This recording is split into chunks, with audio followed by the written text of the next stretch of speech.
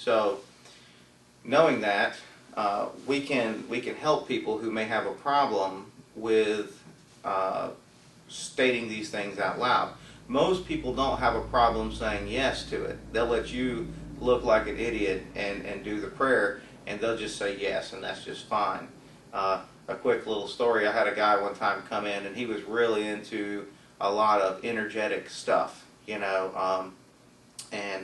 but he was a very logical-minded person too, but he was fascinated by a lot of energy stuff. Well, he came into my place one time, and I was having a class, and he said that he had multiple herniated discs in the lower lumbar, and I think he had like 3 or 4 herniated discs.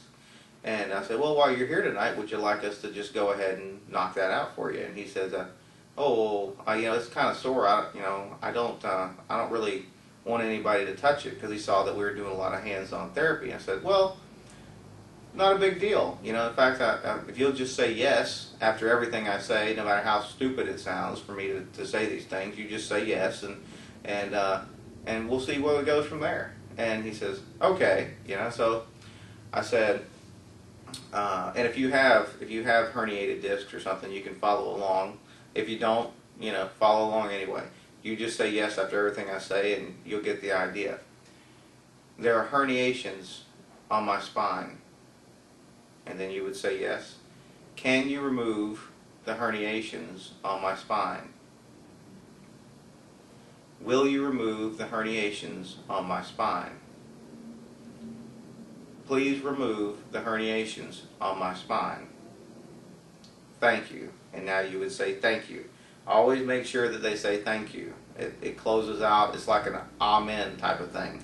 So just make sure that you have them say thank you. Now, in doing that, even if you don't think you have bulging or herniated discs, you may feel some stuff working on your spine.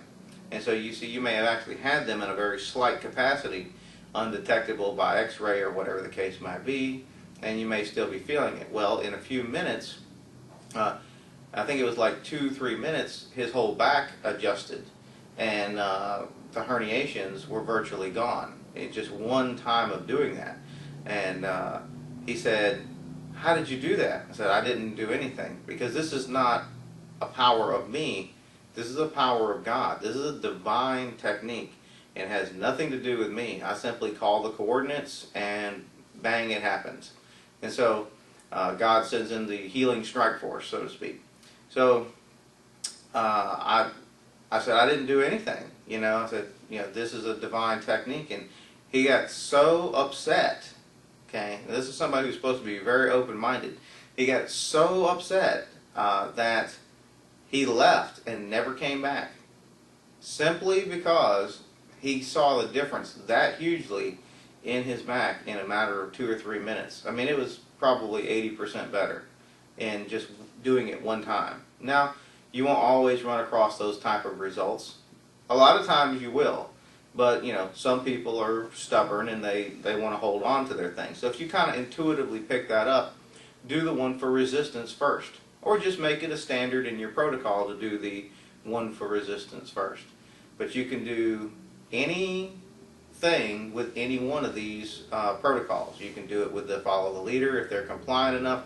And the follow the leader is a slight bit stronger than the yes therapy, simply because you're getting more compliance out of them because they're stating it along with you. The yes therapy is great to hook them, so to speak, so that they see, whoa, that really worked. Wow, I might want to try the other one too. So they don't feel so foolish. And the thing is, we should totally not feel foolish. I mean, why should you feel bad about praying for something and getting it? That's nothing silly about that at all. And if you feel silly doing it, well, then that's part of the reason that you need to be doing the technique, is because you're either spiritually immature and you need some spiritual growth, or you've got some type of oppression or possession deal thing, or some type of emotional trauma hindering you to make it look silly, so you'll stay away from it. That's one of the devil's big tricks, is disconnection. Doesn't want you to have anything to do with something that is beneficial for you or that may help you. Just like that guy. it's obvious that it was beneficial for him to be here and receive that healing, but he totally refused to ever come back because it scared him so bad, because he didn't think that the power of God could do that. Isn't that funny? You know, you have the one creator of the whole universe, but yet he can't fix your back. Yeah, and there's another story that I tell real quick, and I tell you these stories because I want you to understand that we really hold ourselves up and really restrict ourselves, and our belief structure can really get in the way. And I don't have a belief structure. I know. You know, I don't need a belief structure. If you know, you don't have to have a belief structure. But anyway, some people feel more comfortable with that. So there was another person that came in, it's been a number of years ago, and they had total paralysis on the right side of their body. And they sat right here on this table, and I started to do the Yes Therapy. They had a crushed brain stem. It wasn't cerebral palsy, but it created a syndrome that looked like that, but it was from a car accident, and it crushed the brain stem. And doing that, of course, it paralyzed the whole right side. Now that paralyzed side had been that way for 7, 8, 9 years, something to that effect. And so, sitting here on the table, I simply started to do the Yes Therapy. And I did it for about 2 hours, give or take 10 minutes, about 2 hours. And at the end of 2 hours, this whole paralyzed right side, okay, they had almost full range of motion with it, and they had about 30% strength back in it. Okay? In 2 hours of doing the Yes Therapy back to back. Okay? I could feel, when I put my hand on the back of the head, I could feel the brainstem opening up and regenerating. It would make this crunching and twisting type of feeling, not because of anything I was physically doing, simply by doing the prayer. Well, they were just absolutely amazed, and they went back and they explained it to their spouse.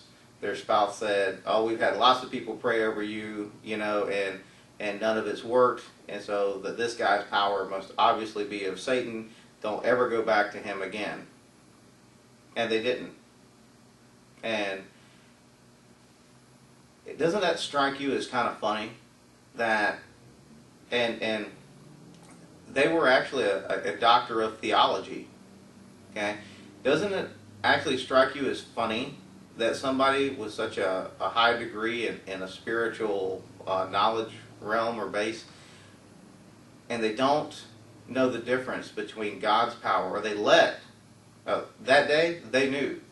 Now the next day they weren't so sure, because they let other people influence them and convince them otherwise. Because other people had prayed, Well, maybe God didn't want you to be healed by those other people, or whatever the case may be.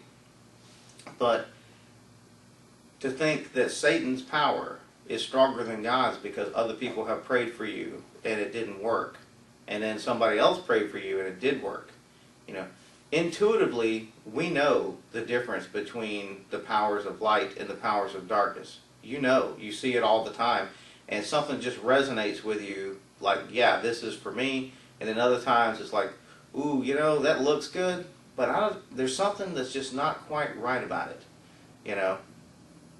And if you get that second feeling, that's something that you need to stay away from. But if it's something that you really resonate with, and you can see God's presence in it, then you need to run toward it, and don't worry about what other people say, because that's, I was just as guilty of that when I stopped using this technique for about a year in my clinic. It made things a lot more difficult. It certainly did, because like I say, it scared people away because they get such fast results, and they expected some of the slower results, which are still not all that slow, but they didn't expect it to be so dramatic so quickly.